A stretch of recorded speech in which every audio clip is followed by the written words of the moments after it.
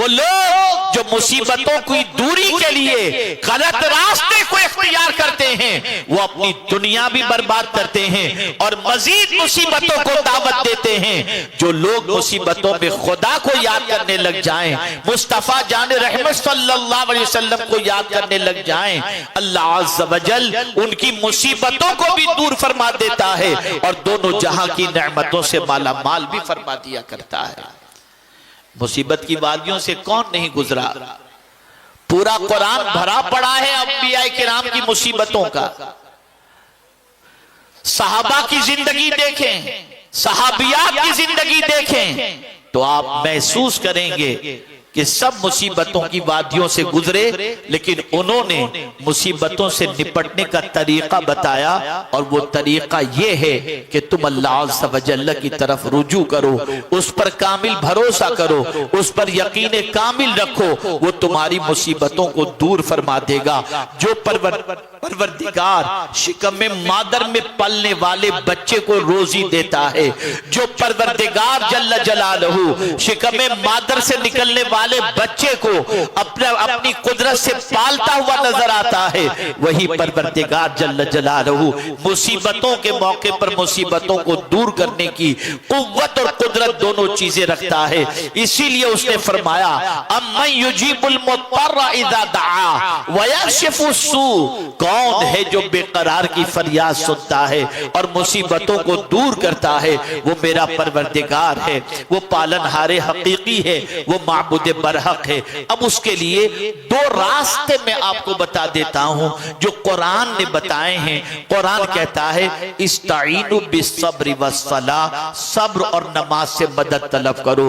देखिए रोने धोने से, शोर शराबे से, शिकायत से मुसीबतें जाने वाली नहीं हैं, लेकिन अगर कोई सब्र कर लेता है, मौला तू ही अगर इसमें राजी है तो हम उसमें राजी हैं, और दामने सब्र को अगर कोई थाम ले तो अल्लाह फरमाता है ऐ सब्र करने वाले तू तन्हा नहीं है, इन्नल्लाह मअस साबिरीन, के बेशक अल्लाह सब्र करने वालों के साथ है। तो अल्लाह अज़्ज़ व जल सब्र करने वालों के साथ है। यहां से ये बात समझ में आई, जब मुसीबत आए सब्र के दामन को थामो, अल्लाह की शिकायत न करो, अल्लाह का शिकवा न करो, अल्लाह अज़्ज़ व जल के हवाले से गलत सलत जुमले इस्तेमाल न करो, बल्कि दामने सब्र को थामो। और दूसरा तरीका ये बताया गया कि नमाज से मदद तलब करो। वो कौन सी मुसीबत है जिसके लिए अल्लाह ने नमाज नहीं रखी? अल्लाह के रसूल सल्लल्लाहु अलैहि वसल्लम ने नमाज नहीं रखी। अल्लाह अकबर। आप देखें सूरज ग्रहण के मौके पर नमाज, चांद ग्रहण के मौके पर नमाज, गुनाह हो जाए तो सलातुत तौबा के एतबार से नमाज। इसी तरीके से आप देखें रिस्क में तंगी है, रोजी में बरकत चाहिए तो सलातुल अव्वाबीन पढ़ें, चाश्त पढ़ें, इशराक पढ़ें, ये सारी नमाजें रखी गई।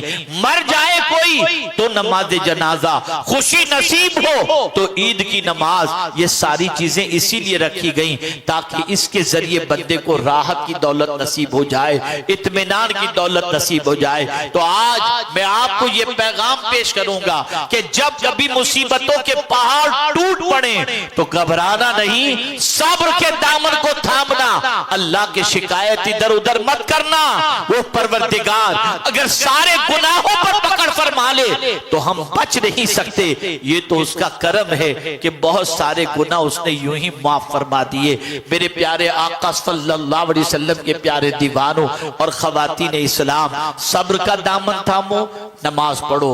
और मेरे आका सल्लल्लाहु अलैहि वसल्लम के इल्म में ये बात थी कि एक जमाना आएगा कि उंगलियों के पोर से सारे काम चलते होंगे और मर्द हो या खवातीन सिर्फ उनकी उंगलियां चलती होंगी। आज आप देख रहे हैं इंटरनेट के लिए आप लैपटॉप ले लीजिए, आईपैड ले लीजिए, मोबाइल ले लीजिए, उंगलियां ही चल रही हैं।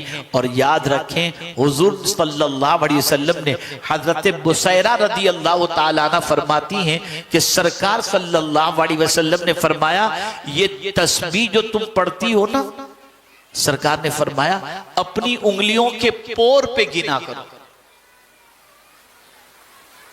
अपनी उंगलियों के पोर पर ये तस्बीह को गिना करो, इसलिए कि कयामत के दिन ये पोर गवाही देंगे। अब क्या कर रही हो इसके जरिए? लैपटॉप पर बैठकर ये उंगलियों के पोर का जो इस्तेमाल कर रही हो, अगर गुनाह के अंदर, तो ये पोर कयामत में गवाही देंगे।